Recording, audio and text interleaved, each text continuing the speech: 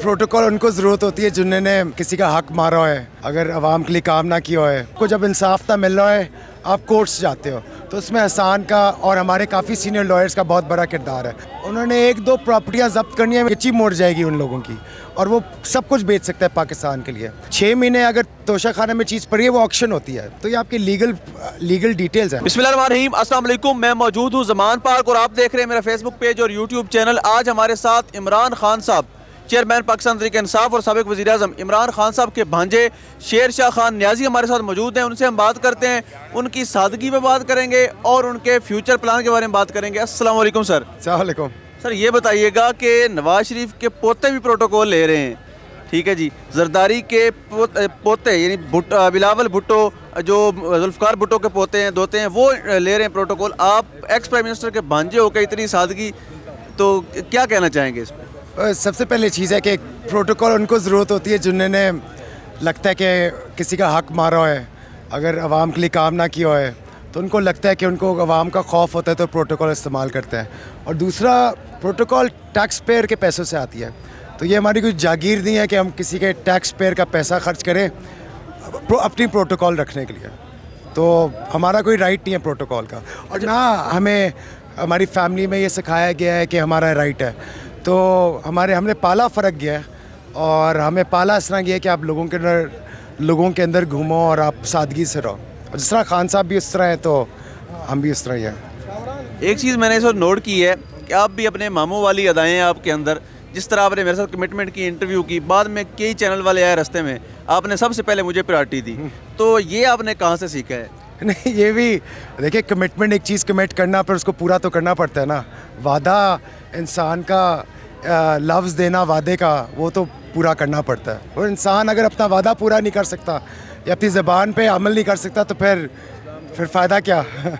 तो ये बताइएगा कि सियासत में आने के क्या इरादे हैं? जिस तरह हम देखते हैं कि हसन न्याज़ी साहब इस वक्त ब्रांड बन चुके हैं, और इससे सबसे ज़्यादा बड़ा किरदार मौजूदा हुकूमत की नालायकियों का है कि वो एक बंदे को पकड़ के जब बंद करते हैं तो वो कौम के हीरो बन जाते हैं। तो आपके क्या इरादे हैं? नहीं, हसन ने तो पिछले वो शुरू में छोटा होता था, उसने ISF में उसने काफ़ी बड़ा रोल था, उसने ISF शुरू की थी। तो हसन का तो जब से वो यूनिवर्सिटी में तब से उसमें ISF में उसने उसका रोल अदा किया है।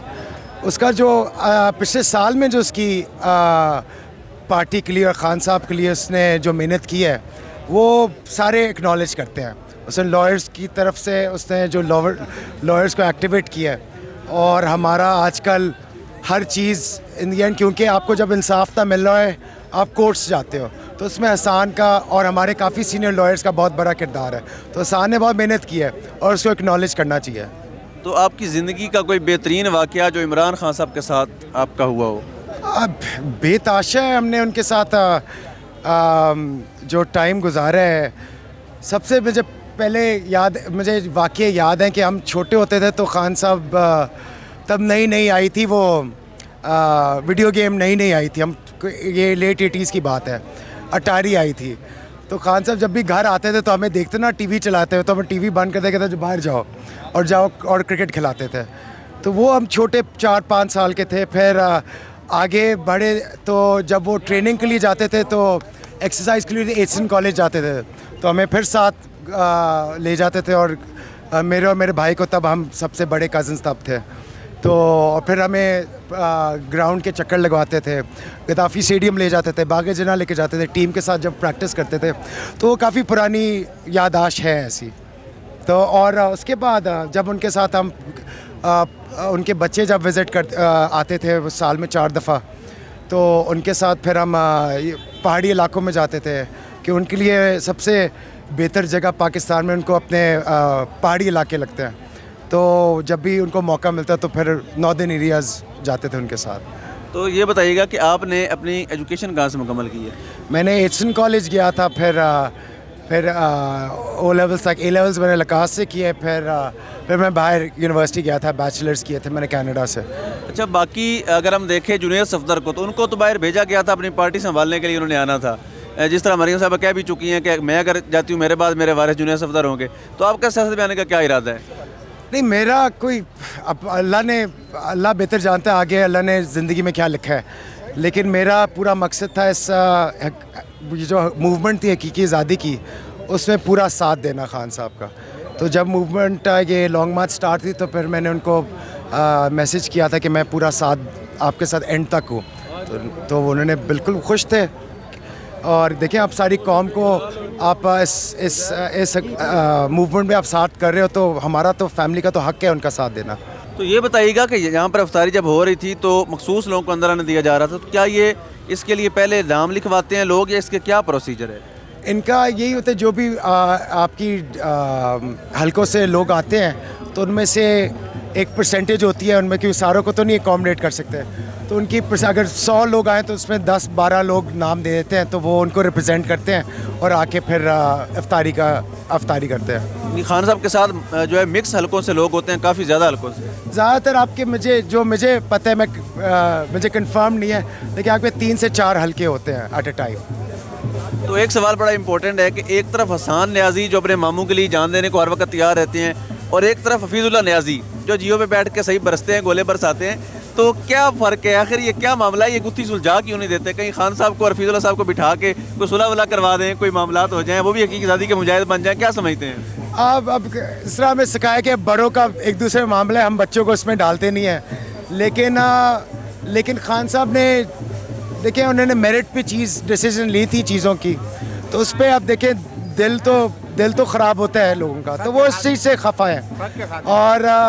और मुझे ये लगता है जो हसान के साथ जो ज़्यादती हुई थी, अब वो ज़रूर सोचेंगे कि हक़ और सच के साथ खड़ा और रहना चाहिए। अब आप क्या समझते हैं कि नौजवान जिस तरह आप जैसे पढ़े लिखे नौजवान हैं, तो अगर वो सियासत में रोल प्ले करेंगे और इस मुल्क की इकानमी को, इस मुल्क के मामलात को लीड करेंगे, तो जो लोग हम पे मुसल्लत हैं मैट्रिक पास, क्या उनकी छुट्टी नहीं हो जाएगी? आप समझते नहीं नौजवान जनरेशन को आगे आना चाहिए? नहीं, वो आप ये नहीं कह सकते कि पढ़ा लिखा है ना है, लेकिन उनकी भी, हमारी पीडीए में भी काफ़ी लोग हैं जो पढ़े लिखे हैं, लेकिन नीयत ठीक नहीं है। वो जिनको लीडर्स मानते हैं, वो लीडर्स कैसे लीडर्स हैं जिनका जीना मरना पाकिस्तान में नहीं है। आपका जीना मरना पाकिस्तान में होगा तो आप पाकिस्तान में सोचोगे। अब आप देखें कि मैं सारी ज़िंदगी मैं सियासत में आऊँ कमाई के लिए, मैं अपनी सारा पूरे ख़ानदान की मैं असासे बनाऊँ, ज़्यादातर मैं बाहर रखूँ और मैं पाकिस्तान का सोचूँ। मुझे जिस मुल्क में मेरे सारे असासे हैं उनके इंटरेस्ट के ख़िलाफ़ जाऊँ। उन्होंने 1-2 प्रॉपर्टियाँ जब्त करनी है, मेरी गिच्ची मोड़ जाएगी उन लोगों की, और वो सब कुछ बेच सकता है पाकिस्तान के लिए। वो जो न्यूक्लियर एसिड्स की बात करते हैं, वो उनको भी दाव पे लगा देंगे अपनी सारी दौलत बचाने के लिए। तो कौम को ये सोचना चाहिए कि आप इंसान जो पाकिस्तान के लिए सोच सकता है वो वही है जिसका जीना मरना इधर है। तो ओवरसीज़ पाकिस्तानियों के रेशो अगर हम देखें तो मोर देन 95% खान साहब के साथ खड़े हैं, तो इसकी क्या रीज़न समझते हैं आप? उनको इज़्ज़त मिलती है। जब आपके बाकी लोग फॉरेन लीडर्स पाकिस्तान में ऐसा लीडर देखते हैं तो वो इज़्ज़त देते हैं खान को, फिर उनको पाकिस्तानी को इज़्ज़त मिलती है। तो वजह यही है, और उनको ये पता है कि खान साहब को पाकिस्तान का दर्द है, इन लोगों को नहीं है। ये शुरू से ही इतनी देर से 1988 से ये हुकूमत कर रहे हैं, और यही कहते हैं म्यूज़िकल चेयर्स खेल रहे हैं। हर वक्त होता ही है कि हुकूमत चलती है, करप्शन उन सारों की होती है, तो वो एक रीजनिंग इस्तेमाल करते हैं हुकूमत गिराने के लिए। अपोजिशन पार्टी के साथ आपकी इस्टेब्लिशमेंट पॉलिटिकल इंजीनियरिंग करती है और गिरा देती है। फ़र्क इस दफ़ा ये है कि पॉलिटिकल इंजीनियरिंग हुई, हुकूमत गिराई गई, आवाम खड़ी होगी।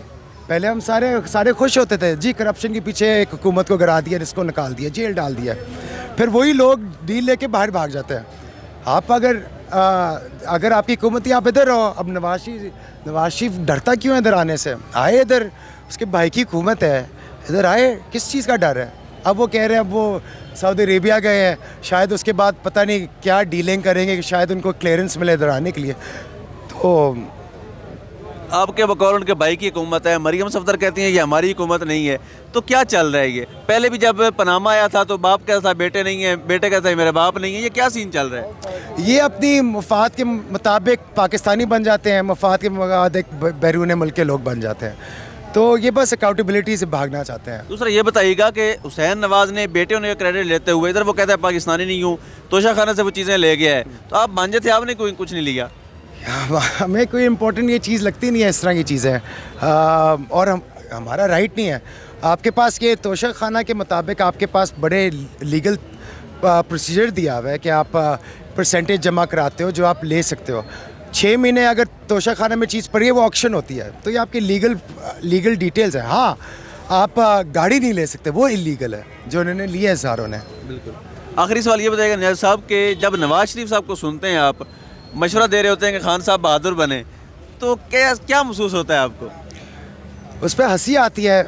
मरीम नवाज़ मैं क्या कह सकता हूँ, उन्होंने तो वैसे ही वो जिस तरह हम कहते नहीं है कि हमारे 12th मैन है, 12th प्लेयर हैं, जिस तरह की उन्होंने सियासत की है और नफ़रत की है, वो उनकी पार्टी को ही नुकसान हुआ है। जी बिल्कुल, हमने इमरान खान साहब के भांजे से बात की, उनसे हमने जाना पॉलिटिकल सिचुएशन के हवाले से। उनका कहना है कि बेसिकली तरबियत का फ़र्क होता है। उनकी तरबियत ऐसी नहीं हुई कि वो किसी भी मसनद पे बराजमान होने को ज़रूरी समझें, और उनके लिए ये तोशा खाना या हुकूमत ये उनके लिए नॉर्मल सी बात है। वो पाकिस्तान की खिदमत के लिए ज़रूर हाजिर हैं, लेकिन वैसे मामला से अपने आप को दूर रखना चाहते हैं। अब तक के लिए इतना ही। अपने मेज़बान को इजाज़त दीजिए। अल्लाह निगहबान।